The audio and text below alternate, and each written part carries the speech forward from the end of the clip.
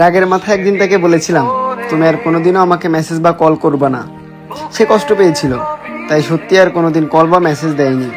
তবুও দেখতাম আমার স্টোরি সে সবার আগে এসে দেখতো, আমার পোস্টে রিয়াক্ট দিয়ে আবার তুলে নিত।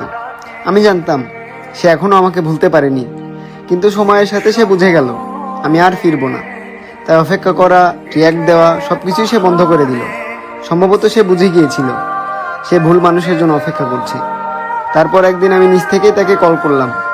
সে খুবই অবাক হলো, সে ফুঁপিয়ে উঠল, অভিমান ঝেড়ে ফেললো। আর তখনই বুঝলাম সবচেয়ে বড় তৃষ্ণা হলো কারোর সাথে কথা বলার তৃষ্ণা, যে টাকা পয়সা কোনো কিছুতেই কেনা সম্ভব না। তাই তোমাদেরকে একটা কথাই বলতে চাই, কাউকে এমনভাবে অপেক্ষা করাইও না যাতে অপেক্ষা শেষে তোমাকে সে অভিশাপ দিতে বাধ্য হয়। হয়তো তোমাকে না পেলে সে মরে যাবে না, কিন্তু এই যে তোমাকে না পাওয়া সে অপেক্ষাটা তাকে সারা জীবন ভীষণভাবে কাঁদাবে। তাই কাউকে অপেক্ষা না করিয়ে